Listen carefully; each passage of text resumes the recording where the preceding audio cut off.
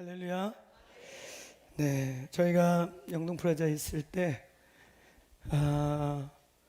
또 세입자와 또 이렇게 건물주 관계 속에서 여러 번 이렇게 또 임원들 또 우리 교회 사역자들 충돌할 일도 있고 그럴 때마다 급하게 달라오셔서 신앙인 대 신앙인으로 목사님 우리가 기도하면서 이 문제 해결합시다. 그러면서 우리 또 이 자리에 계신 우리 운영위원들 또 시설관리위원들하고 또 이렇게 있을 때마다 중재하고, 그래서 어려울 때마다 이렇게 한 걸음씩 한 걸음씩 뛰어갈 수 있도록 하셨습니다. 그래서 저희가 이 패를 드리면 또 바쁘신 중에 이 패 받으러 오시라고 저희가 요청드렸고, 또 이렇게 패를 드리면 우리 회장님이 하나님께 더 크게 쓰임 받기를 원합니다. 축복을 받으실 줄로 믿습니다. 또 오늘 또 이렇게 막 부흥회를 또 이렇게 헤리티지가 해주셔서 오늘 오신 김에 은혜를 크게 받으라고 하나님이 하신 줄로 믿고, 이 모든 과정을 우리 주님께 다시 한번 감사의 박수로 올려드리시겠습니다. 아멘. 아멘. 감사합니다. 말씀 같이 보도록 하겠습니다. 우리 하나님의 말씀. 우리 다른 순서 이제 없죠? 할렐루야. 네, 이제 말씀만 아름답게 잘 마치면 오늘 은혜스러운 날이 될 줄로 믿습니다. 우리 같이 말씀, 오늘 본문 마태복음 11장 우리 1절부터 6절의 말씀을 함께 한 목소리로 같이 크게 합독하겠습니다. 같이 읽겠습니다. 시작. 예수께서 12제자에게 명하기를 마치시고 이에 그들의 여러 동네에서 가르치시며 전도하시려고 거기를 떠나가시니라. 요한이 옥에서 그리스도께서 하신 일을 듣고 제자들을 보내어 예수께 여짜오되 오실 그이가 당신이오니까 우리가 다른 일을 기다리오리까. 예수께서 대답하여 이르시되 너희가 가서 듣고 보는 것을 요한에게 알리되 맹인이 보며 못 걷는 사람이 걸으며 나병 환자가 깨끗함을 받으며 못 듣는 자가 들으며 죽은 자가 살아나며 가난한 자에게 복음이 전파된다 하라. 누구든지 나로 말미암아 실족하지 아니하는 자는 복이 있도다 하시니라. 아멘. 아멘. 네, 저희가 여러분들의 기도로 오늘 밤 12시 넘어 12시 한 반쯤 공항에서 뿔뿔이 흩어져서 저희가 이렇게 도착했어요. 어쩌면 저도 또 우리 함께 22명, 우리 거기서 이현주 선교사 합류해서 22명이 중보팀, 미디어팀, 또 찬양팀, 메신저팀 이렇게 해서 스리랑카 거의 전역을 이렇게 한 바퀴 돌고 왔습니다.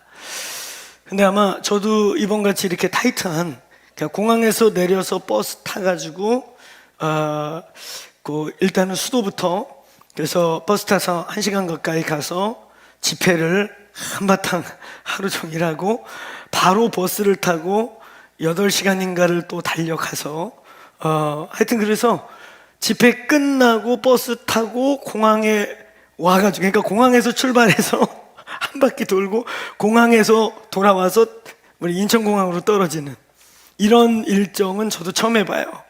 그래서 중간중간에 우리 중보팀들이 비행기를 막 더군다나 또 이렇게 날짜 또 티켓 맞추다 보니까 열 몇 시간을 이렇게 비행기 타고 가가지고 내려서 잠깐 집회하고 또 7시간 8시간을 계속 차 타니까 다리들이 막 부으셔가지고 코끼리 발이 되었어요.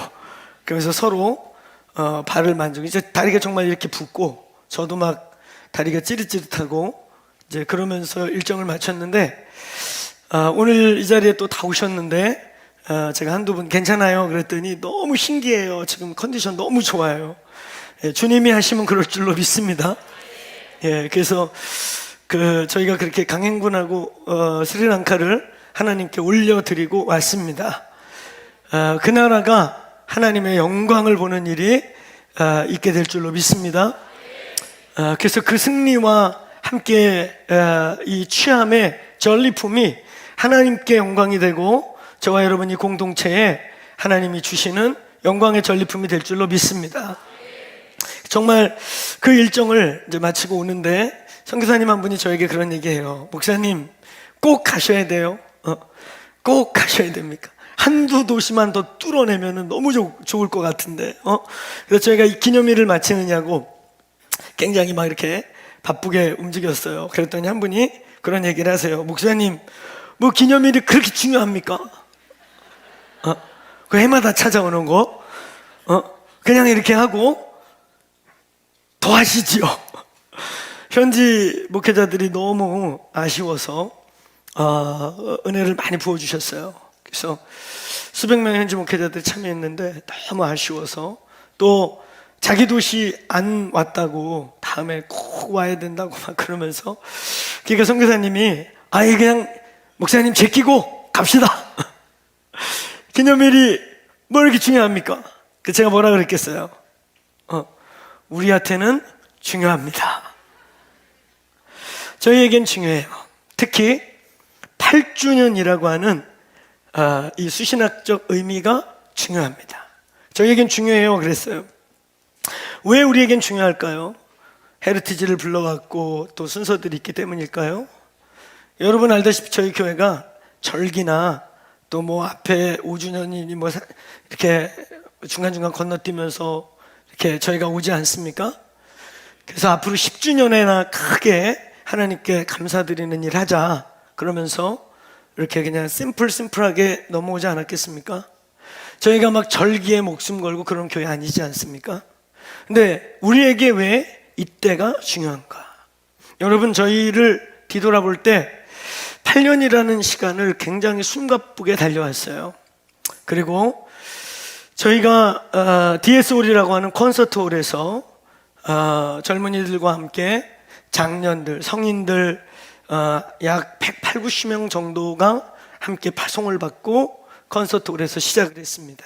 그리고 저는 그 콘서트홀에서 사실은 한 1년 이상을 그냥 몇 터질 때까지 거기서 버티려고 했어요. 왜냐하면 이런 하드웨어 때문에 성도들이 재정의 압박을 받거나 본질이 아닌 것 때문에 프레셔를 받는 그 일들을 안 하려고 정말 저희는 그냥 거기서 한 1년 버티자, 최소한 1년 버티자, 그게 저희 인간적인 각오였어요. 그런데 저희를 하나님의 해양 빌딩으로 보낸 그 과정, 여기 있는 우리 그 시간에 함께 있었던 대부분 분들 알지 않습니까? 인간적으로는 그렇게 일어날 수도 없고 할 수도 없는 일이 벌어져서 그냥 우리를 하나님의 해양 빌딩으로 띠다 밀어가지고 해양 빌딩에서 정말 이제 5월 15일이라고 하는 5월 15일 날짜도 좀 그렇잖아요. 5월달 가정의 달에 스승의 날. 의도적으로 우리 창립 기념일을 잊지 말자. 5월 15일 스승의 날. 왜? 우리의 선생 되신 예수 그리스도를 늘 그때마다 기억하자.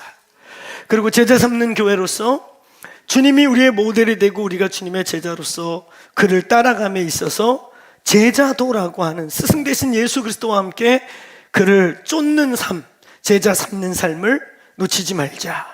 그리고 그 날짜를 우리가 왜 태어나게 됐는가, 이 땅의 수많은 교회 중에 하나가 아닌 하나님의 특별한 부르심을 담아냅시다 하는 마음에서 5월 15일 금요일 날 창립 예배를 선포하고 드리게 됩니다.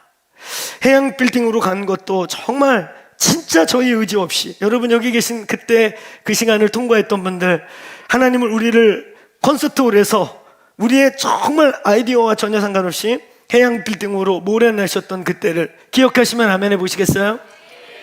네. 그리고 뜻하지 않게 밀려가서 너무 즐겁고 기쁘게 정말 옥합을 깨면서 해양 빌딩 3개 층을 세팅하게 되었어요. 그리고 또 우리가 영동 프라자 갈 때도 그렇지 않았습니까?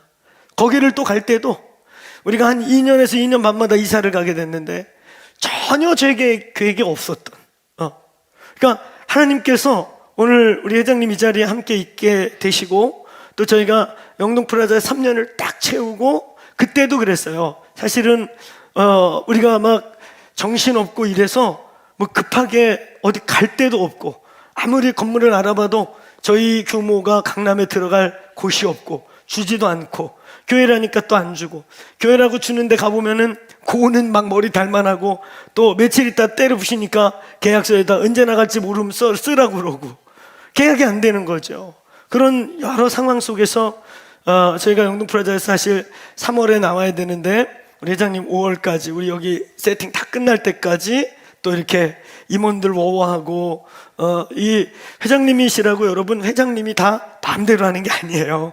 이런 일을 진행할 때 여러 관계들, 은행들, 많은 것들이 함께 움직일 때 가서 이렇게 눌러주시고, 그래서 저희가 두세 달 또 있게 만들고, 또 저는 인간적으로 어떤 면에서 야, 이게 이러다가 우리 가을까지 그냥 아예 여름 사역 다 마치고 가을쯤에 나와야 되는 게 아닌가, 그때야 우리가 들어갈 곳이 생기지 않겠는가. 근데 만약에 회장님도 인심을 써주시고 우리도 막 고집을 부리고 이래가지고 가을에 여름 사역 끝나고 좀 건물 나올 때 오자, 만약에 두 분이 마음이 좋아가지고 그렇게 합의가 됐어도 큰일 날 뻔했어요. 우리 그때 안 나왔으면요, 우리 완전히 다 잠수했어요. 그래서 저희 장비고 뭐고, 장비는 둘째치고 나이트워치 하는 우리 사역자들 인사사고가 충분히 날 수 있는, 아주 생각만 해도 생각하고 싶지 않은 일이 일어날 뻔한 일을, 근데 하나님 우리를 뛰다 밀어서 또 이 잘 준비된, 제가 여기 작년에 우리 5월달에 여기 들어올 때 저희가 무슨 얘기 했습니까? 혹시라도 모를 이 건물을 짓고 건물이 부도 나서 이 근처에 이 교회에 다니던 성도들이 얼마나 가슴 아팠을까. 그래서 제가 혹여나 여기 있을 것 같아서 제가 이 건물 짓느냐고 정말 성도들이 피를 짜서 세웠을 텐데, 저희 교회가 잘 쓰고 하나님 영광 돌려드리겠습니다. 여기 계실지 모르지만 오늘 당신들이 드린 헌금과 예물이 헛되지 아니하고 하나님의 축복을 받으십시오. 아니나 다를까 그날 우리 처음 입주 끝나고 한 분이요, 문 앞에서 기다렸다가 눈물을 흘리면서 저를 꼭 붙잡고, 목사님 그 한마디가 자기의 모든 걸, 맞아요, 저 이 교회 교인이었어요. 그리고 여기 왔다 갔다 할 때마다 얼마나 기도했는지 몰라요. 이단에게 안 넘어가고 다시 하나님 찬양하는 곳 되게 해주세요. 그리고 제 손을 붙잡고 한 분이 고맙다고 그러셔서, 성도님 기도 때문에 저희가 왔나 봐요. 그리고 마음껏 찬양하고 기도하는 집이 되겠습니다. 그리고 인사했던 기억이 나요. 여러분, 오늘이 왜 중요합니까? 해마다 찾아오는 기념주일 목사님 제끼고 우리 더 부흥해 합시다 라고 말씀하셨는데, 제가 저희에겐 중요합니다. 왜 중요한가요? 바로 이런 예언적인 여정 때문인 것입니다. 하나님이 저희를 한 걸음씩 한 걸음씩 걸어오고, 그때마다 어떤 때는 상황과 여건이 안 되고 어떤 때는 인간적인 마음으로 순종하고 싶지 않은 그 상황들 속에서 그냥 하나님이 몰아가시는구나, 이거 하나님의 일이구나, 이거 하나님이 하시는 거구나만 확인되면 그냥 예스 했을 때마다 하나님이 하셨던 일 때문에 오늘이 중요한 것입니다. 아멘. 여러분, 오늘 8주년 저희들이 맞이하고 있습니다. 오늘 이 8이라고 하는 이 숫자가 성경의 수신학적으로 한 주일이 끝나고 한 날이 시작되는 날. 그래서 이 8이라는 숫자는 말이죠, 성경에서 새로운 시작을 뜻하고 새로운 부르심을 뜻하고 새로운 출발을 뜻하는 새로움이라는 뜻이에요. 또 때로는 8이라는 숫자는 7이라고 하는 충만의 숫자를 한 번 더 더해서 풍성하다, 이런 뜻을 가지고 있습니다. 그래서 성경을 보면 난지 8일 만에 할례를 하고, 또 수장절과 또 그 절기 중에 8일 동안을 지나가게 하는 장막절과 같은 8일의 의미가 있어요. 구원 이후의 새로운 출발, 이런 뜻이 있습니다. 그러므로 이 8이라고 하는, 우리가 8주년을 맞이하고 있는 이 시간에는 우리는 주님과 함께 한번 따라해보세요. 새로운 부르심의 여정을 출발한다. 그래서 이 8이라는 숫자는 7년을 뒤로 던지고, 과거에 좋았든 나빴든 영광스러웠든 어쨌든 하나님이 여기까지 하신 일에 기념비를 세우고 이제는 뒤돌아보지 않고 다시 부르심의 여정을 출발하는 오늘 되기를 축복합니다. 축복합니다. 그런 수신학적 의미를 가진 오늘 새로운 부르심의 출발, 저 역시도 새로운 각오, 새로운 마음, 하나님께서 새 영과 새로운 정신과 새로운 하나님의 은혜를 저와 여러분이 받게 되기를 축원합니다. 새 은혜가 임할지어다. 오늘 그런 의미에서 이날 8주년 차 되는 날, 또 우리 그라스야 부모님 또 이렇게 함께 이 자리에 해주시고, 또 회장님께 저희의 마음을 그때그때 참 어려울 수 있고 서로 참 힘들 수 있는 상황들을 신앙으로 같이 갑시다. 신앙으로 해결합시다. 그래서 그때마다 우리 운영위원들과 또 임원들과 또 대주단과 이런 상황들 속에서 기도하면서 풀어냈던 이 여정의 오늘인 것입니다. 여러분, 우리는 지난주까지 우리는 이 본문 10장을 마무리했어요. 우리는 10장을 읽으면서 10장 안에 예수께서 12제자, 12사도를 불러내고 그들을 가라 파송하시면서 보내심 받은 제자, 사도적 제자, 예수님의 제자들이 어떻게 살아내야 되고 또 어떤 일을 겪을 것이며 어떤 어려움을 당할 것이며 그리고 그 어려움의 상황 속에서 어떻게 승리하고 어떤 태도로서 그 고난을 통과하고 가야 되는지를 우리는 10장에서 충분히 보았습니다. 10장에서는 때로는 우리가 이해할 수 없는, 내가 너희에게 화평을 주러 왔는 줄 아느냐? 아니다, 검을 주러 왔다. 부모가 형제가 대적하고 형제와 형제가 대적하고 부모가 자식이 부모를 죽는데 내어주는 일들이 있을 것이다. 그것이 그리스도의 제자들이 가는 때로는 비정하고 냉정하고 그렇게 가야 되는 십자가의 길이다. 그 십자가를 만날 때 내가 너희를 양을 이리 가운데 던진 것 같은 그런 상황을 만날 때 나는 너희를 죽으라고, 양들이 너희를 잡아먹으라고 세상에 보낸 게 아니다. 너희는 세상에서 이길 것이다. 아멘. 어떻게 이길 것이냐?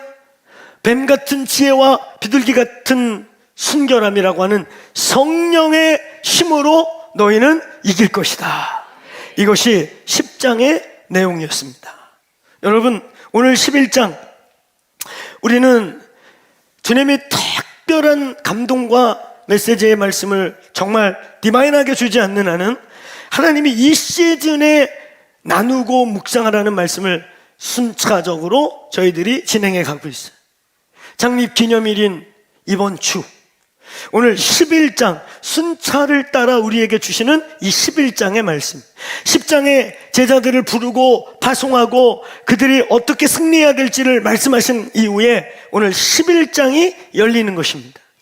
이 11장을 시작하는 이곳에 당대, 바로 이 예수님이 계셨던 그 당대에 모든 유대인들이 생각할 때 최고의 하나님의 사람이라고 생각하는, 하늘로부터 온 최고의 두 사람의 대화, 오늘 질문과 답을 통해서 오늘 11장 1절부터 6절의 이 말씀을 통해 오늘 8주년을 맞는 저희, 우리에게 중요한 예언적 시간을 걸어온 오늘 이 시간에 이 교회에게 주시는 여호와의 말씀을 받으시기를 축원합니다.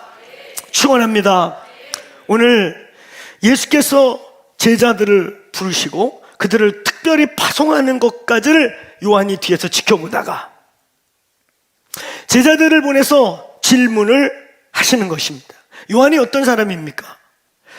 광야에서 약대 털옷을 입고 수염도 깎지 않고 가죽 막 뒤집어 쓰고 있으니까 어떻게 보면 광인같이 보이고 어떻게 보면 분명히 하나님의 선지자고, 근데 광야에서 외치기 시작해요. 처음에는 야, 광야에 웬 미친놈이 하나 나타났어. 한 미친놈이 수염 걸리고 광인과 같이 그거 조심해라, 거기에 미쳐 날뛸라. 그런데 미친 사람 같으면 여기저기 날뛰고 그럴 텐데 일관적으로 그 자리에 서서 뭔가를 계속 외치기 시작하는 거예요. 그래서 지나가던 한두 사람이 귀를 기울이기 시작했는데 어마어마한 그 시대에 하나님의 메시지를 선포하고 있게 됩니다. 그때 이제 온 이스라엘이, 왜냐하면 그때 시간이 또 어떤 때예요?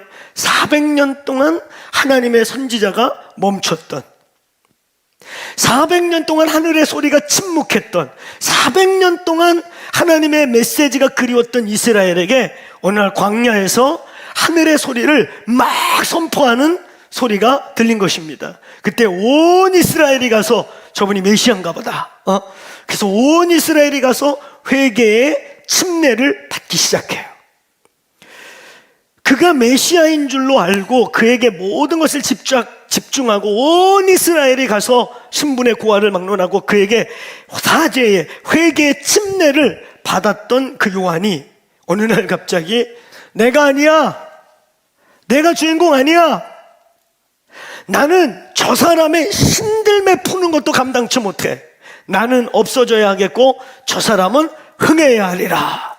그리고 영광을, 온 이스라엘의 시각을 갑자기 확 돌리신 분이 바로 예수 그리스도이십니다.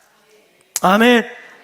예수 그리스도, 저가 하나님의 아들이야, 저가 메시아야. 온 이스라엘이 그토록 수천 년 동안 기다렸던 바로 메시아가 바로 저분이야. 나를 너희에게 보내서 너희에게 물로 침례를 주라고 하신 그 하나님이 누구든지 그 위에 성령이 내려오는 것을 보거든 그는 불과 성령으로 너희에게 침례를 주시리라. 아멘. 바로 그분, 모든 영광을 돌려서 온 이스라엘의 눈을 그에게 돌리게 했던 바로 예수 그리스도와 바로 침례 요한의 대화입니다. 400년 만에 나타난 선지자이자 이제 구약을 마무리하는 구약의 마지막 선지자. 그러면서 이제 요한의 추천을 받아서 메시아라고 하는, 이제 모든 관심과 모든 시선이 돌아갔던 예수 그리스도. 이 둘의 질문이 놀라워요. 오실 그이가 당신입니까? 라고 하는, 뭔가 이 요한이 예수 그리스도에 대한 것을 컨펌하는 것입니다. 어쩌면 두 가지 이유에서일 것이에요. 첫째는 요한이 죽을 날이 가까워지는 걸 느껴요. 헤롯이 언제 자기의 목을 자를지 모르는 입장에서 선지자로서 사명을 마무리하기 위해 정말 내가 이 땅에 온 이유는 메시아를, 불과 성령으로 침례 주실 그분을 소개하는 게 내 사명인데, 근데 만약에 저도 나 같은 선지자인데 이렇게 끝나면 안 되지. 그래서 아마 그의 사명적 입장에서 확인을 하는, 다시 한번 리컨펌하는 거예요. 다시 한번 의심해서가 아니라 확인하는 거예요. 그의 사명을 분명히 하는 거예요. 오실 그이가 당신입니까? 여러분, 또 하나의 이유가 있어요. 또 하나의 이유는 요한이 죽음을 기다리고 있던 요한의 입장에서 예수를 보니까 저 양반도 오래 못 살 것 같이 보여요. 아니, 나는 새어야 하고 나는 죽어도 되고, 근데 저분은 살아가지고 그 구약의 모든 예언을 성취하고 그 핍박받고 멸시받던 그 힘없는 유대 민족을 세계 민족에서 뛰어나게 해가지고 모든 민족과 열방에 복이 되게 해야 되는 그 위대한 메시아 요예하는데, 아니 그분 하고 다니는 게 보니까 오래 못 살아 보여요. 막 돌이나 맞고 그 유대 지도자한테 이렇게 자꾸 점점 미움털 받고. 그 요한이 감옥에서 가만히 생각하니까 저러다 나보다 먼저 가겠는데? 분위기가. 그러니까 좀 어떤 면에선, 아니 아버지 음성 맞나? 아버지가 분명히 죄라고 했는데, 아니 다니는 거 보니까 오래 못 살아 보여요. 그의 신학적 혼동, 그가 생각했던, 구약의 모든 사람들이 생각했던 메시아는 온 열방을 불살라 버리고 유대 민족을 다 꼴하게 해서 모든 이방인들을 불쏘시개로 만들고 시오니즘을 완성해야 될 메시아인데, 다니고 하고 다니는 행색이 나보다 차라리 더 빨리 죽을 것 같아. 이런 여러 가지 이런 의구심들 있잖아요. 이것 때문에 너 진짜 맞아? 라고 묻고 있는 것입니다.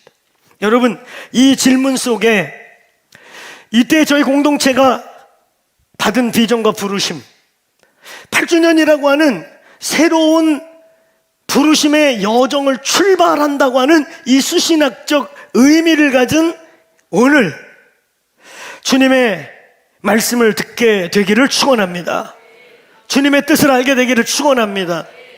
첫 번째입니다.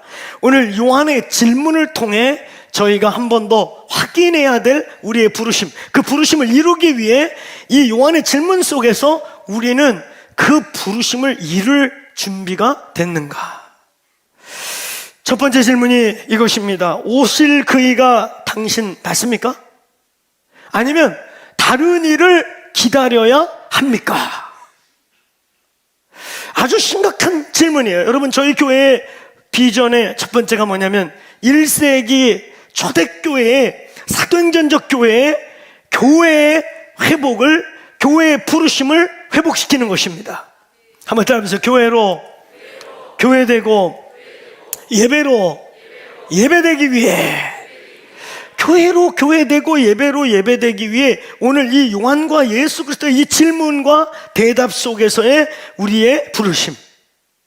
여러분, 교회로 교회되고 예배로 예배되게 하기 위해 제일 먼저 해결돼야 될 질문이 바로 이 질문이에요. 당신들에겐 예수 그리스도가 오실 그이십니까? 종착점입니까? 아니면 지금도 오실 그이가 이 양반 맞나 저 양반 맞나 찾고 계시는가? 여러분, 이 질문은 교회가 교회되고 예배가 예배되는 우리의 모든 출발과 모든 시작과 오늘 기독교와 교회의 모든 가장 근본적인 파운데이션, 우리의 가장 근본적인 기초의 가장 중요한 질문인 거예요. 예수 그리스도는 여러분에게 누구이신가? 오실 그이가 당신입니까? 아니면 당신도 나같이 지나가는 선지자 중에 하나입니까? 마치 이 질문은 말이죠, 마태복음 16장 13절부터 15절, 15절부터 17절로 이어지는 예수님의 질문. 오늘 예수님이요, 복음 증거를 막 하고 제자들하고 전도하고 선교하고 다니다가 갑자기 제자들에게 확 물어봐요. 얘들아, 이게 동네에서 나를 뭐라고 부르더냐? 네 이웃 사람들이 나를 뭐라고 부르디? 아, 예, 훌륭한 랍비라고 그럽디다. 선생입니다. 아니야. 어느 곳에서는 엘리야가 부활했다고 그러더라. 엘리야가 능력이 막 나타나니까. 아니야. 어떤 곳에서는 그 얼마 전에 목 잘려 죽은 요한이 다시 환생했다고 그러더라. 근데 이제 주님이 직접적인 질문이에요. 얘들아, 동네 사람들 얘기 말고 너희는 나를 누구라고 하느냐? 너희는 나를 누구라고 생각해? 근데 그게 참 재미난 건요, 이런 아주 갑작스럽고 단도직입적인 핵심적인 질문을 하면 대답을 다 베드로가 했어요. 근데 더 놀라운 건 지가 답하고도 자기도 모른다는 거예요. 얘들아, 니들은 날 누구라고 그래? 왜 갑자기 긴장하잖아. 어머나, 동네 사람 얘기하는 건 쉬웠는데 너는 예수를 누구라고 해? 그럼 이제 내가 대답을 해야 되는 거예요. 남의 얘기가 아니라. 그랬더니 제자들 다 어리버리 쫄았는데, 항상 그럴 때 베드로가 자기도 모르게 주는 그리스도시요 살아계신 하나님의 아들입니다. 그러고 자기도 신기해. 어머나, 내가 답을 했네. 그러니까 17절에서 예수님이 가만히 보니까 얘가 알고 하는 게 아니에요. 주님이 뭐라 그래요? 시몬아, 네가 복이 있는 건 맞다. 넌 참 복되는 거 맞아. 네가 한 게 보니까 네가 알고 한 게 아니다. 너의 이런 신앙의 고백은, 예수 그리스도를 믿는 믿음의 고백은 혈육으로 되는 게 아니라 하늘의 하나님이 알려주셔야 한다. 믿습니까? 믿음이라고 하는, 신앙이라고 하는, 똑같은 21세기를 살고, 이 방 안에도 저희 교회 많은 과학자들이 있고 선생님들이 계신데요, 똑같은 21세기와 지성사회, 산업혁명을 넘어 과학혁명을 넘어 이제는 달과 지구 사이에 정거장을 짓고, 어쩌면 여러분 손주들은, 이제 우리의 손주들은 수학여행을 달로 갈지 몰라요. 그 전에 예수님 안 오신다면. 진짜로요. 이제 그런 시대를 살아가고 있는 이 동일한 21세기 지성사회를 넘어서 과학사회, 이런 합리주의 사회를 동일하게 살아가고 있는 이 시점에서 여러분은 주는 그리스도시요 살아계신 하나님의 아들입니다. 고백하세요? 너희는 예수를 누구로 아느냐? 교회의 기초는 바로 이 고백에서 시작하는 거예요. 참된 교회의 멤버십, 참된 교회의 기초, 참된 교회로서의 살아내가는 참된 교회로서의 삶은 바로 이 질문과 이 답으로부터 오는 겁니다. 여러분은 예수 그리스도가 누구십니까? 빨리 조용하잖아. 지금 제정신에 말하지 않고 성령으로 말하신 분 서너 분만 말하시고 나머지는 그래요? 아니 옆에 사람 얘기하는 거 동네 사람이 전해준 얘기하는 건 쉬워. 여러분은 예수 그리스도가 누구십니까? 고백해. 크게 하세요. 여러분이 아는 예수, 당신이 아는 예수, 당신의 삶의 기초, 우리의 신앙의 기초, 오늘 우리가 이 예배당에서 함께 예배하고 있는 우리의 이 자리에 우리가 동질성을 가지고 있는 그 기초, 그 뿌리에 뭐가 있는 거예요? 다시 물을게요. 너희는 예수를 누구로 아느냐? 주는 그리스도시며 하나님의 아들이시며 나의 주시며 나의 구원자이십니다. 한번 따라해보세요. 나의 주시며 나의 구원자이십니다. 아멘. 혹시 이 방에 있는 분들 중에 예수 그리스도를 선생 중에 하나로 알고 있지 않나요? 소크라테스, 석가, 공자, 맹자, 그리고 예수, 그런 선생 중에 하나로 알고 있는 거 아닐까요? 여러분, 왜 우리의 신앙의 열매, 우리가 예수를 수년간 수없이 믿고 있음에도 불구하고 우리의 삶의 신앙의 열매, 부르심에 대한 결과, 부르심을 살아내는 것에 대한 실제가 어떤 자에게 나타나고 풍성한 것 같은데 왜 나에게는 그런 것이 좀 야박한 것 같은가? 무엇이 문제인가? 우리에게 신앙생활을 훈련하고 성경 공부를 시키고 할 때 제가 예수와 바른 관계라는 표현을 잘 씁니다. 예수 그리스도와의 바른 관계 속에 있어야 바른 관계에 대한 결과가 우리에게 맺어지는 것입니다. 여러분, 예수님과 바른 관계에 계십니까? 바른 관계에 계세요? 비교적 이것은 아멘이 크네요. 알고 아멘 하는 거죠? 할렐루야? 근데 저는 가끔가다 정직한 질문을 받아요. 목사님, 그냥 이렇게 열심히 제가 교회 다니고 신앙생활 하는 줄로 알고 있고 그냥 이렇게 잘 왔다 갔다 하고 있는데 바른 관계라는 것을 직접적으로 물을 때 목사님, 제가 질문이 생겼어요. 바른 관계가 뭡니까? 저는 바르게 관계하고 있는 걸까요? 바른 관계에 있어야 돼요. 오늘 여러분 이 질문, 오실 그이가 당신입니까? 아니면 다른 자를 기다려야 됩니까? 당신이 메시아 아니고 당신도 나 같은 선생이거나 선지자 중에 하나입니까? 아니면 당신이 결론입니까? 예수가 우리의 삶의 결론인가? 예수가 우리의 삶의 최종인가? 예수 그리스도를 선생 중에 하나가 아니라 그는 살아계신 하나님이요, 하나님의 아들이시며 우리의 왕이시며 구원자이신가? 이것이 1세기 교회를 회복하고 1세기 교회의 영성을 회복하고 1세기 교회의 구조를 회복함에 있어서 바로 가장 기초적인 출발입니다. 이거에 대해 답이 빗나가고 있다면, 이거에 대한 답이 오늘 우리에게 살아내지고 있지 않다면 당신은 바른 관계 속에 있지 않은 것입니다. 그리스도와의 바른 관계, 그게 뭘까요?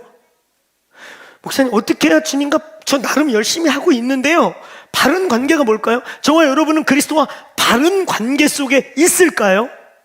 여러분, 그 바른 관계의 답은요, 예수 그리스도는 우리의 왕이신가? 그는 나의 주이시며 로드이시며 그리고 나의 구원자이신가? 예수님이 여러분 왕이십니까? 예수님이 정말 우리의 왕이십니까? 우리의 매 순간 그의 로드, 그의 왕대심, 로드십 아래서 살고 있습니까? 아멘. 그것은 말씀에 대한 굴복이기도 하고 그 말씀이 우리의 삶에 적용되고 성령으로 우리에게 비춰주고 조명되는 레마의 말씀에 대한 순종이기도 하고 그 말씀을 살아내는 씨름이기도 한 거예요. 여러분, 여호와의 말씀에 복종하십니까? 예수님 우리의 주인이십니까? 진짜 아멘입니까? 로드십이 뭔지 모르고 지금 막 아멘하는 거 아니시죠? 그분이 우리 왕이셔야 돼요. 내 맘대로 사는 게 아니에요. 우리의 안고 일어섬을 그분께 맡겨야 되는 거예요. 죽고 싶다고 내 맘대로 죽어서도 안 되고, 살고 싶다고 내 맘대로 막 살아도 안 되고, 가고 싶다고 막 가도 안 되고, 안 가고 싶다고 안 가도 안 되고, 오늘 우리의 왕이신 예수 그리스도의 인도함 속에 우리는 굴복해야 해요. 다윗의 위대함이 뭡니까? 다윗의 공명정대함이 무엇입니까? 참으로 연약한 자이고 약한 자이고 얼마나 손에 피를 많이 묻혔으면 너의 그 성전 건축의 계시를 네가 받았지만 너는 지을 수 없다. 너무너무 짓고 싶었던 아버지의 집, 너는 손에 피가 많아서 안 돼. 준비를 다 해놓고 설계도까지 다 그려놓고 재료도 다 준비해놨지만 지을 수 없는 그 아들 솔로몬에게 넘어갔던 참으로 연약함이 많았던 그 사람인데, 그럼에도 그의 공명정대함이 뭔지 아세요? 굽이굽이 다윗의 삶을 보세요. 저 역시도 그러기 원하는데 죽는 것도 사는 것도 진실로 하나님께 맡겼던 사람, 사울을 2번이나 죽을 기회가 있지만 죽이지 않았던 하나님의 사람이기에 하나님이 해결하게 맡겼던, 그런가 하면 그의 아브넬과 요압의 장군들의 싸움 속에서 확 요압을 심판하고 싶었지만 여호와의 때를 기다렸다. 그래서 자기가 왕임에도 불구하고 왕으로서 절대 왕이 됐을 때 왕으로서 할 수 있는 많은 일을 참 대신 왕 대신 그리스도 앞에 굴복하는 거. 다윗이 2번째 고난을 맞이합니다. 그러니까 사울 때문에, 첫 번째 고난은 사울 때문에 10수년을 도망다니면서 광인같이 광야를 누비며 살아야 했고, 2번째 고난은 절대 군주가 됐는 줄 알았는데 아들 압살롬의 반역과 함께 고난이 또 한 번 찾아와서 버선발로 맨발로 법궤를 버려두고 도망갈 때, 그때 충신 하나가 와서 왕이요, 법궤 들고 가야죠. 당신이 제일 좋아하는 거 아닙니까? 그리고 그 법궤라도 끼고 가야 여호와가 당신과 함께 하는 줄 알고 함부로 못 올 거 아닙니까? 그래도 법궤라도 들고 가야 여호와의 식물단지가 거기 있으니까 함부로 공격 안 할 거 아닙니까? 들고 올까요? 우리 같으면 다 들고 갈 거예요. 싸고 가지고 갈 거예요. 그죠? 다윗이 말려요. 놔둬라.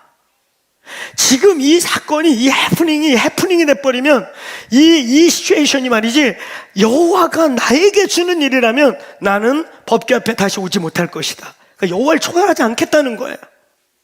그런데 만약에 이게 진짜 해프닝으로 끝나고 이게 그냥 인간적인 사건이면 나는 다시 와서 법궤 앞에 예배하리라. 아멘. 내가 좋은 것도 싫은 것도 사는 것도 죽는 것도 그의 왕대심 앞에 굴복하는 삶. 오늘 예수 그리스도와 바른 관계에 들어가시길 축원합니다. 기를 쓰고 뭘 하려고 하고 막 이렇게 막 머리를 써서 뭘 하려고 하지 마세요. 인생이 더 복잡해져요. 최소한 오늘 주가 선택하시고 주가 여러분을 불러내셨고 주가 여러분을 내 백성 삼겠다, 그리고 여러분도 아멘에서 주와의 왕과 신하의 관계가, 왕과 백성의 관계가 맺어진 사람이라면 왕의 뜻 앞에 나가시기를 축원합니다. 그러면 주가 책임지시리라. 아멘. 주가 책임지시리라. 오늘 때로는 몰라서, 때로는 연약해서, 때로는 무지해서 바른 관계가 어긋나 있다면 오늘 이 말씀을 듣고 주와 바른 관계에 들어가시기를 축원합니다. 축원합니다. 아주 중요한 것이에요. 초대교회의 시작, 진정한 교회의 회복의 시작, 교회로 교회되기 위한 시작, 예수님과의 바른 관계, 예수에 대한 질문에 대한 바른 답. 너희는 예수를 누구라 생각하느냐? 오실 그이가 당신입니까? 당신이 하나님의 아들이며 구원자이며 세상의 구주이십니까? 예, 그렇습니다. 그 관계 속에서 주님과 동행하시기를 축원합니다. 주께 내어 맡기시기를 축원합니다. 우리는 이것을 3P 정리라고 이제까지 설명했던 거예요. 주님을 따르는 백성, 주님과 바른 관계 속에 있는 하나님의 사람들의 3P 정리. 피플 관계, 포제이션의 문제, 우리의 소유의 문제, 펄퍼지의 문제. 어쩌면요, 어떤 사람에게는 이 세 번째가 제일 어려워요. 목표. 비전이냐 목표냐, 목표냐 건설적인 방향이냐 야망이냐, 한 끗 차이가 될 수 있어요. 오늘 예수 그리스도와 바른 관계가 되시기를 축원합니다. 우리의 이 3P가 인간관계의 문제, 우리의 소유의 문제, 우리의 방향의 문제, 비전의 문제가 예수 그리스도 안에 정렬되시기를 축원합니다. 두 번째, 오늘 예수님의 답입니다. 예수의 답 속에서 오늘 이 공동체가 선포하고 있는 우리의 비전, 이때 하나님께서 저와 여러분에게 이 교회에게 주시는 비전이 있는 것입니다. 오늘 예수님의 답은 이렇게 말해요. 요한의 제자들, 요한이 감옥에서 보내갖고 예수께 묻고 있는 요한의 제자들에게 너희는 가서 너희가 들은 것과 본 것을 말하라. 자, 한번 따라해보세요. 가서 듣고 본 것을 말하라. 사도적 제자, 저희 공동체 이제 예수님 곁에 머물렀던 제자를 예배당 안에 갇혀서 예배당 중심의 신앙생활을 하고 있던 신앙에서 이제 성령으로 보내심 받은 사도행전 이후의 제자로서 오늘 신앙생활을 예배당에서 끝내지 않고 오늘 우리의 삶의 자리, 우리의 환경, 우리의 가정, 우리의 모든 영역에서 승리하기를 결심하고 보내심 받은 제자. 할렐루야. 제자도에 있어서 아주 중요한 핵심 키워드는 뭐냐면 가라입니다. 가라. 제자는 이 가라 명령을 받기 위해 제자가 되는 거예요. 어느 날 스승의 모든 것을 전수받고 스승으로부터 인정을 받고 어느 날 스승이 가라, 그래야 제자라고. 아멘. 내 제자 안 하려면 그냥 어느 날 가버리면 돼요. 어느 날 우리 차성훈 목사님, 내가 아무리 봐도 제자들 중에 제일 오래 있었던 것 같아요. 목사님 중학교 때부터 쫓아다녔는데 내 나이 이제 40이 넘었습니다. 뭐 들을 게 없는 것 같아요. 내가 키퍼슨을 100번째 들었습니다. 선십은 아주 내가 썬입니다. 내가 썬. 중학교 때부터 들어가지고 예화도 외웠습니다. 요때쯤 내면 요 예화가 나오겠지. 목사님, 이젠 내가 리메이크 하는 게 훨씬 낫겠어요. 가겠습니다. 그럼 혼자 가버리면 제자예요, 아니에요? 아니에요. 가라. 이제 넌 배울 게 없다. 가라. 그래야 하산 명령이 떨어져야 제자입니다. 믿습니까? 여러분은 우리 주님의 하산 명령을 받고 살고 있어요? 막히면 도망가고 어려우면 피해가고, 주님 말씀 안 했는데 말했다고 혼자 헛소리 듣고 내가 혼자 대답하고 내가 혼자 말하고 그러고 살고 있는 거 아니에요? 가끔은 신령하다고 하고 가끔은 뭐 하나님하고 특별한 관계에 있다는 사람들이 이런 오류를 잘 빠져요. 하나님하고 특별하게 친하신 분들, 정말 왕의 하산 명령인지 나의 핑계인지 변명인지 도망가고 싶은 내가 그냥 지어낸 얘기인지 우리는 잘 들으셔야 돼요. 아멘. 제자에게 있어서 이 가라라는 말은 너무 중요한 거예요. 여러분, 이 말씀에 가서 들은 것, 본 것을 말하라.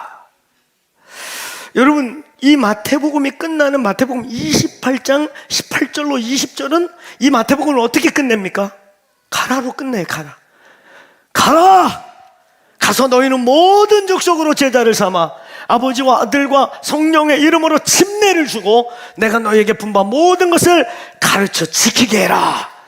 따르면서 가라! 사도적 제자, 보내심 받은 제자. 신앙생활은 여기서 하는 거 아니라고 그랬어요. 아멘. 이제까지 우리의 가장 큰 착각은 신앙생활을 예배당에서 하는 줄 알았어요. 여기 신앙생활 하는 곳 아니에요. 여기는 주님의 뜻을 알고 주님의 마음을 듣고 때로는 훈련을 받고 때로는 위로와 격려를 받고 때로는 방향성을 이렇게 정렬하고 이러고 신앙생활은 나가서 하는 것입니다. 아멘. 우리의 가정과 우리의 일터와 우리의 삶의 부르심의 자리와 우리의 그 영역에서 하나님의 나라가 오게 할지어다. 사도적 제자들의 특징, 우리는 사도적 교회라고 표현하는 선교적 교회, 선교적 교회라고 하는 표현의 가장 직접적인 사실은 1세기적 표현은 사도적 교회, 보내심 받은 교회라는 것입니다. 할렐루야. 여러분, 선교적 교회의 핵심은 보내심을 받는 거예요. 가라! 이 명령에 순종해서 오늘 예루살렘에 머물고 있는 게 아니라 예루살렘에서 유대에서 사마리아에서 땅끝까지 가는 것입니다. 우리의 삶의 자리에서 승리하시기를 축원합니다. 오늘 이 본문, 근데 사도적 제자, 보내심 받은 제자, 가라라고 하는 이 명령을 듣고 가는 제자들의 특징이 있는데 그게 뭐냐면 듣고 본 것이 있어야 된다. 듣는다는 것이 중요해요.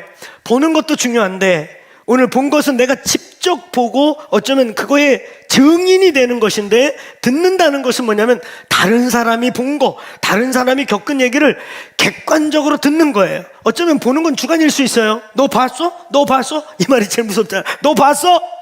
못 봤어. 그러면 말어.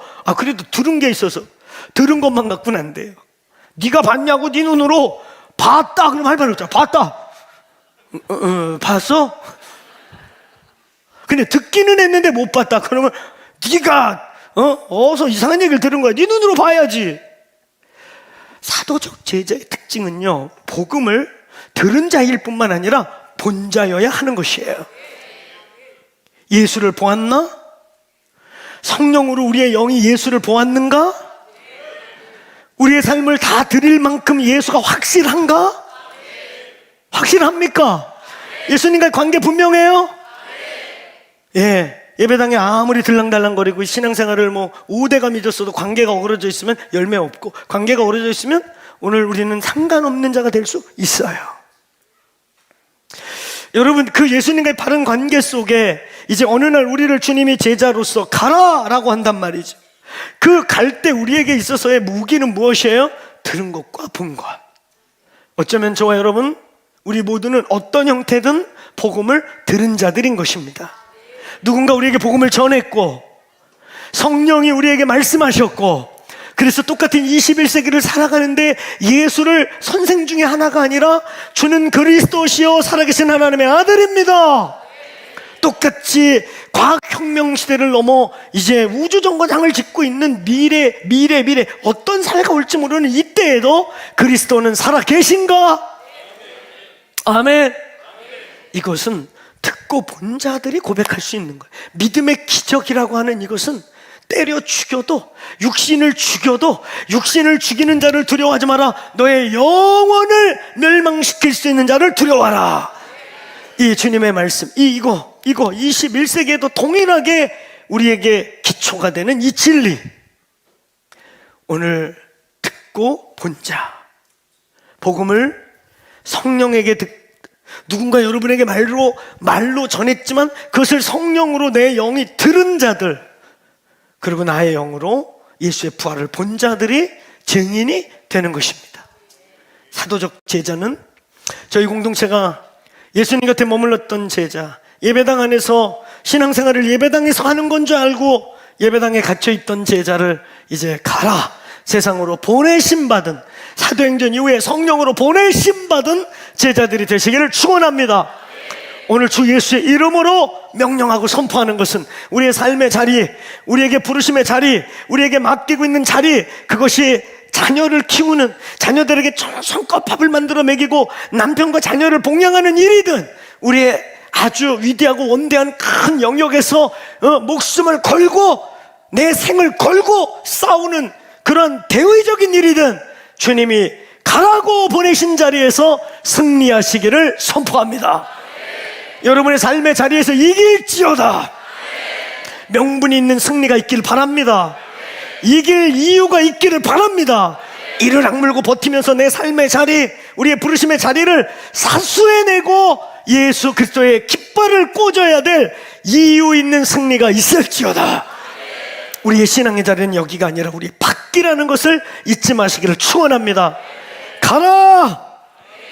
앞으로 저희 몸된 교회는 듣고 볼 것이 있는 복음, 충분히 살아있는 이 복음을 들을 뿐만 아니라 그 복음을 볼 수 있는 자리가 우리의 예배의 자리가 되고 삶의 자리가 되기를 축원합니다. 당신의 삶의 자리, 당신의 삶에서 보니까 우리 이웃이 보니까 하나님 살아계시구나.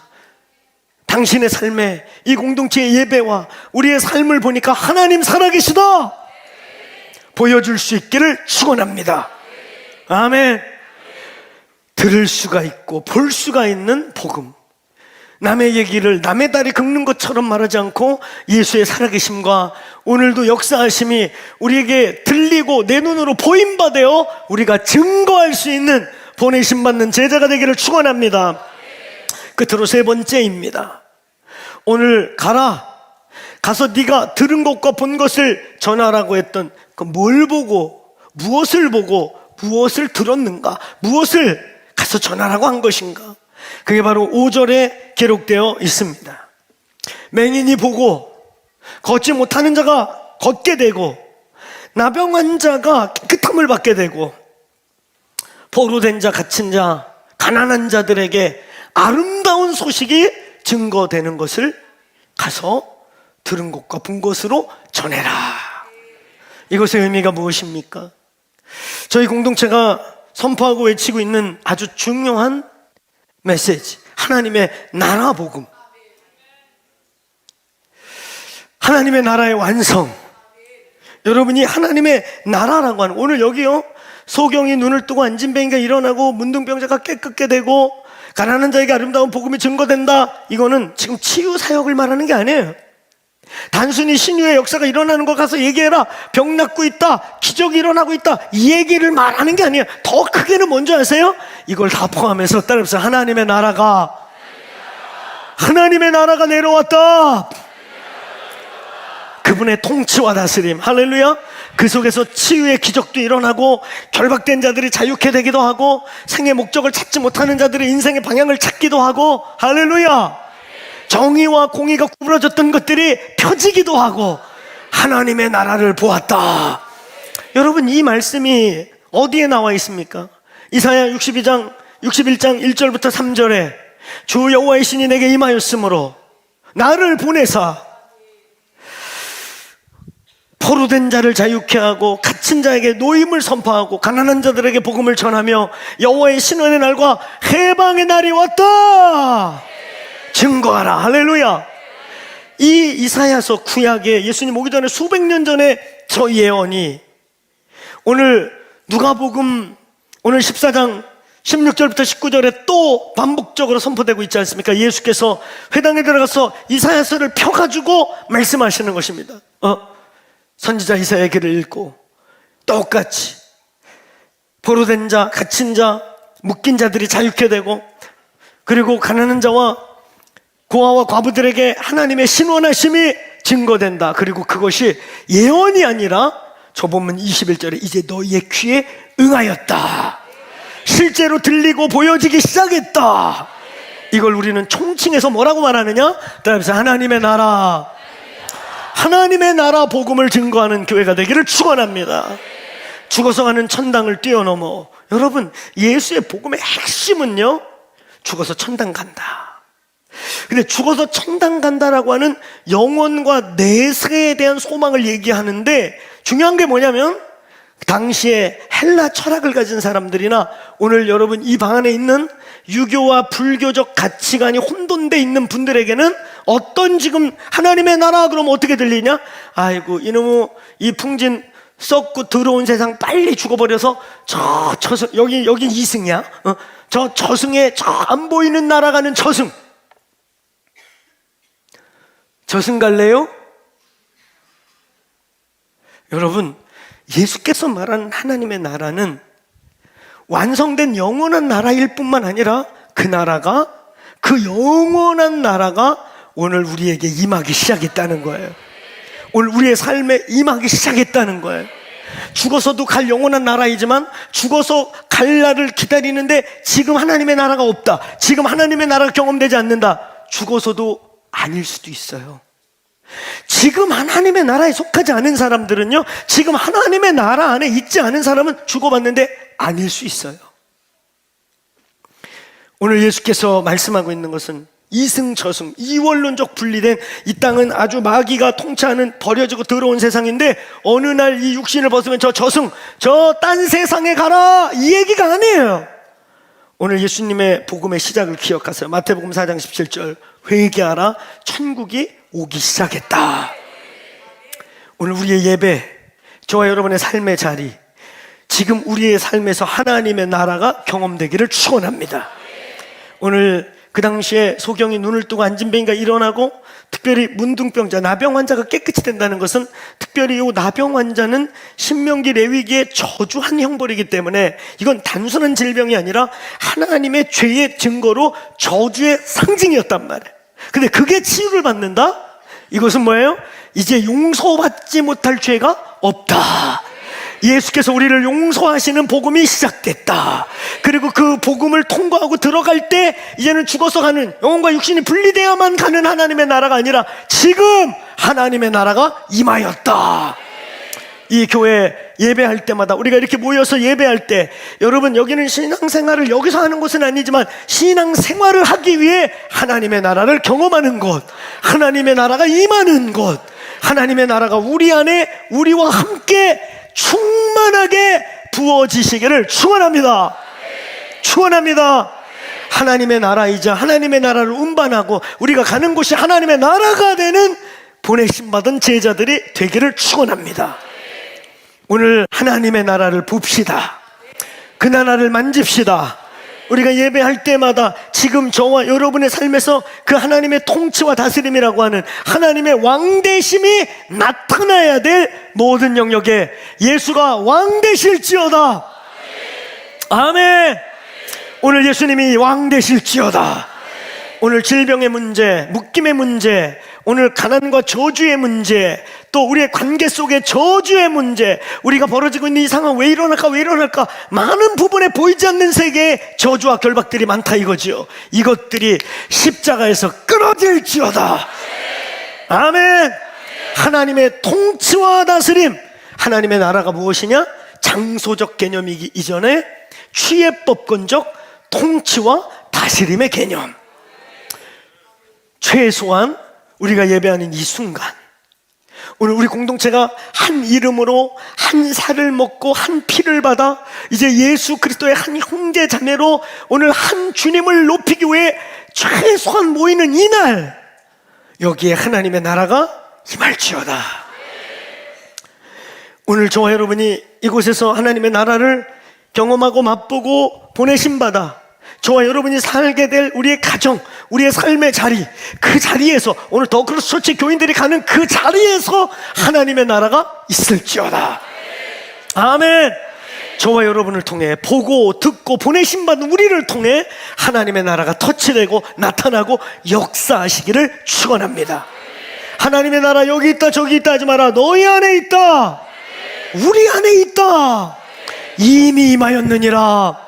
마태복음 12장 28절에 예수께서 뭐라고 그래요? 내가 귀신을 쫓고 병을 고치는 이 사건이 성령을 통해 하는 것이라면 이미 혹은 벌써 하나님 나라가 너희 중에 있느니라. 오늘 여기 하나님의 나라가 있기를 축원합니다. 하나님 나라가 있을지어다. 그 자리에서 일어나시겠습니다. 우리 함께 이 하나님의 나라, 예배와 기도 속에 만지십시다. 아멘.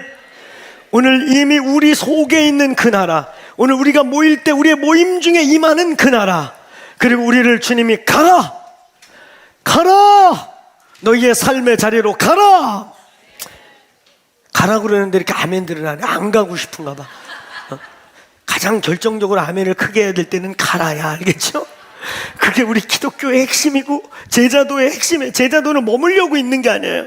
한국교회 제자훈련, 한국교회 제자도의 어떤 부분에 한계성이 뭐였냐면 가라가 없다는 거예요. 제가 옛날에 그런 얘기 했잖아요. 우리 한국교회 원로와 선배님들이 모인 곳에 저희 같은 다음 세대 목사들 50여 명 모아놓고 특별한 시간을 가졌다고요. 세미나이기도 하고 좌담회이기도 하고, 은퇴하신 우리 대선배님들이 우리같이 이제 새롭게 두각을 드러내는 후배들에게 뭔가 이렇게 사랑을 나눠주고 싶은 모임이기도 했다. 근데 그날 마지막 결론, 우리가 이름을 대면 아는 한국의 대표적인 어르신들께서 이런 말씀을 하셨다고 그랬잖아요. 그리고 그게 그분들 말이 맞아요. 나는 내 나이가 지금 80이 다 돼가고 이래도 나는 지금 나가서 교회 다시 세우라고 그러면 1년에서 3년 안에 최소한 1000명에서 3000은 또 모을 수 있다.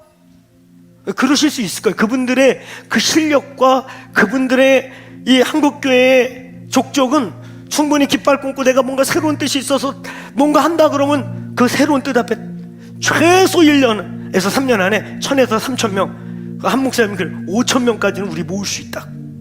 그러실 수 있는 분들을 제가 봐도.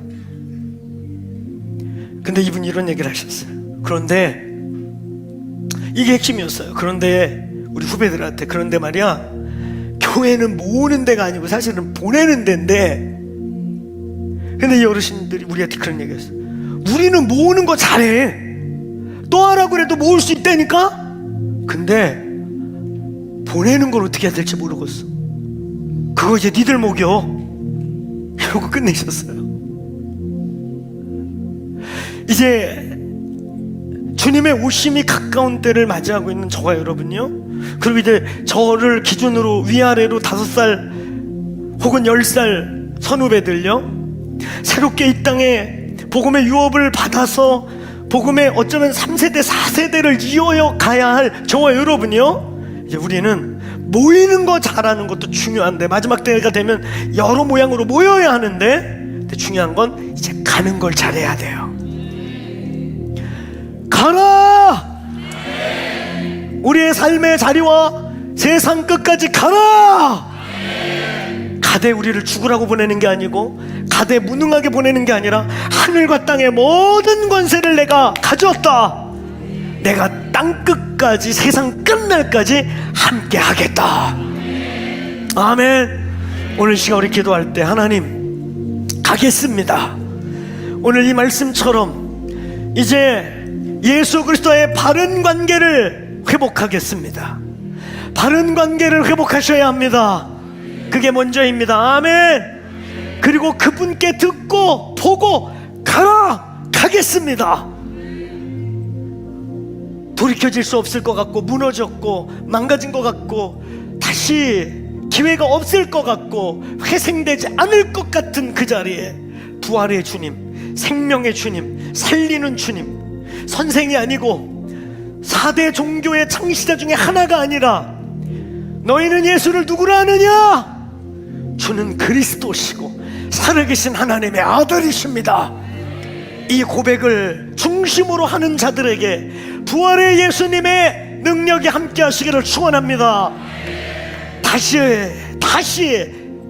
재생되지 않을 것 같고, 기회가 없을 것 같고, 끝난 것 같고, 무너진 것 같은 그 자리에서 오늘 예수의 이름으로 일어나시기를 축원합니다. 보내심 받기를 축원합니다.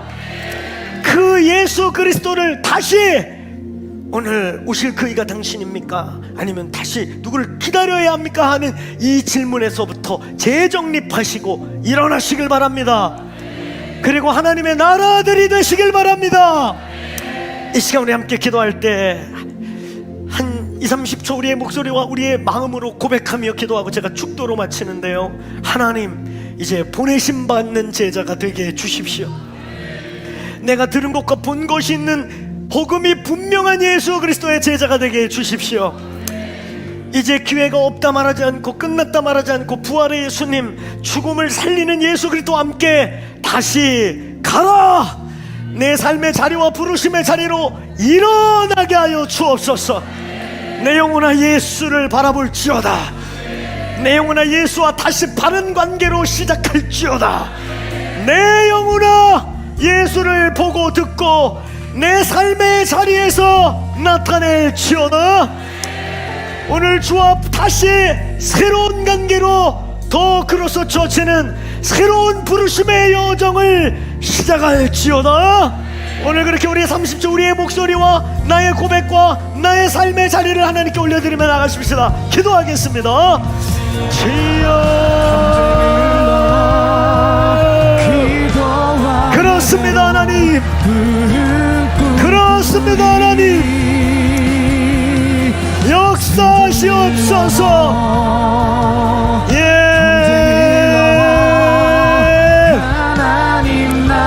살아계신 하나님, 살아계신 하나님,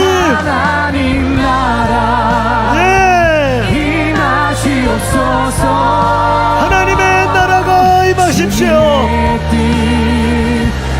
주님의 뜻이 이루어지이다.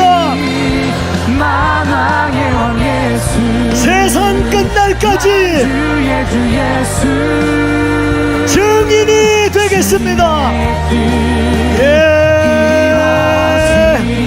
십자가의 삶, 능력의 삶 살아내게 하소서. 아버지,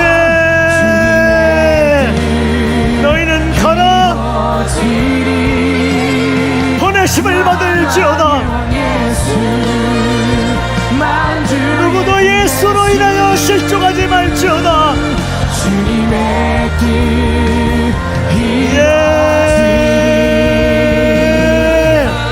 하나님의 나라가 지금 여기에 임할지어다. 모든 사망과 질병과 저주와 결박은 떠나갈지어다. 내가 명령하노니 오늘 이 몸 안에서, 오늘 예배 가운데서 결박을 받고 잠잠하며 파셔낼지어다.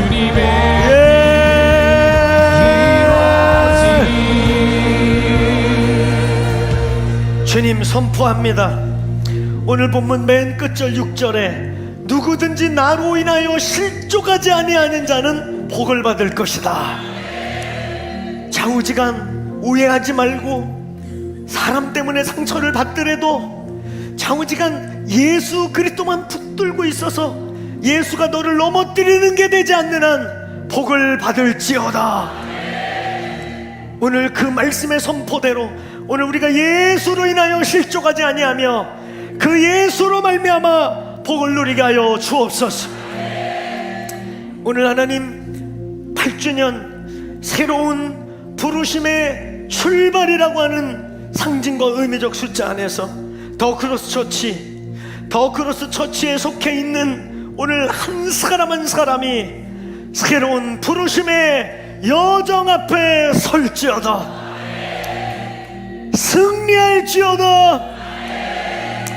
이제는 우리 주 예수 그리스도의 십자가로 사망 권세와 죄와 저주를 온전히 도말하시고 결박하시고 묶어내시고 끊어내신 그 조건 없는 크신 은혜와 아버지 하나님의 측량할 수 없는 하늘보다 바다보다 크신 은혜, 크시고 크시되 섬세하고 섬세해 우리 한 사람 한 사람의 인생에 부어주시는 그 사랑과 성령님의 감화 감동 교통하심 충만케 하심으로 어제나 오늘이나 영원토록 동일하신 하나님의 나라 예수 그리스도가 오늘의 나의 왕이시요 구세주로 고백하게 하시는 그 역사하심이 오늘 다시 한번 예수와 새로운 관계, 바른 관계를 재정립하며 하나님의 나라로 살아가며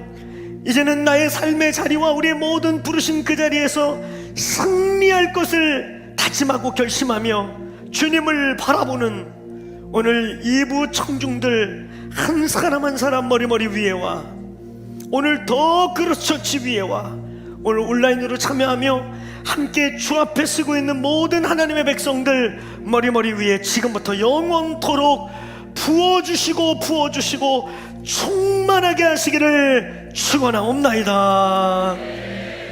아멘. 아멘.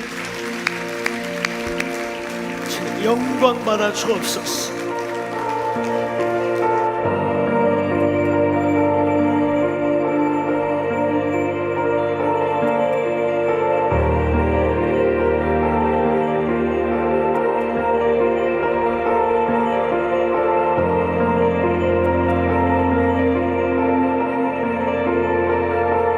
우린 보기 원하네. 이 땅에 희망인 십자가 능력, 이제 십자가의 사랑으로 복음의 삶을 살아내리. 우린 보기 원하네.